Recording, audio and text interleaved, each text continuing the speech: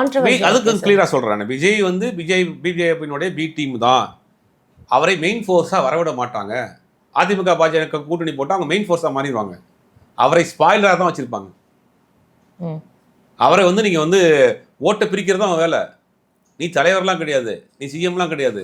நாங்க சொல்ற வேலை நீ ஓட்டை பிரிச்சு விடு. இளைஞர்கள் ஓட்ட பிரி, பெண்கள் ஓட்ட பிரி, சிறுபான்மை ஓட்ட பிரி, கிறிஸ்தவர்கள் ஓட்ட பிரி, தலித் இளைஞர்கள் ஓட்ட பிரி, ஓட்ட பிரிச்சு விடு. இது எல்லாமே வந்து எங்களுக்கு எதிராக இருக்கு.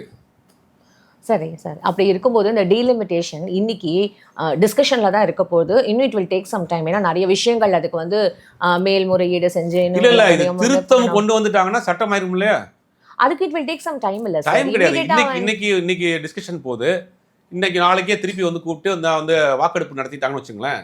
வாக்கெடுப்பு நடத்தி அதை திருத்திட்டாங்கன்னா, சட்டத்தை திருத்திட்டாங்கன்னா அது சட்டமாயிரும். இமிடியேட்டா அது வந்து அமல்படுத்திடுவாங்க. அதுக்கு பிறகு நம்ம வந்து என்ன பண்ண சிஏஏ கொண்டு வந்தாங்க. சிஏ ஆல்ரெடி இம்ப்ளிமெண்ட் பண்ணிட்டாங்க. அடுத்து வந்து என்பிஆர் எடுத்ததுக்கு பிறகு தான், பாப்புலேஷன் ரெஜிஸ்ட்ரேஷன் எடுத்ததுக்கு பிறகு தான் அதை வந்து நடைமுறைப்படுத்த முடியும். இப்போ வந்து சட்டமாக்கிறாங்க எல்லாத்தையுமே. இப்போ இந்த அறிவறியில் என்ன பண்ணுறாங்கன்னா, மெஜாரிட்டி வந்து வாக்களிச்சுட்டாங்க, நாங்கள் வந்து இதை திருத்திட்டோம், சட்டத்தை திருத்தம் பண்ணிட்டோம், இனிமேல் இருந்து வந்து நாங்கள் வந்து 850 தான், அடுத்து வந்து சென்சஸ் எடுத்து 2029 வந்து நாங்கள் அப்படி தான் கொண்டு வர போகிறோம்பாங்க.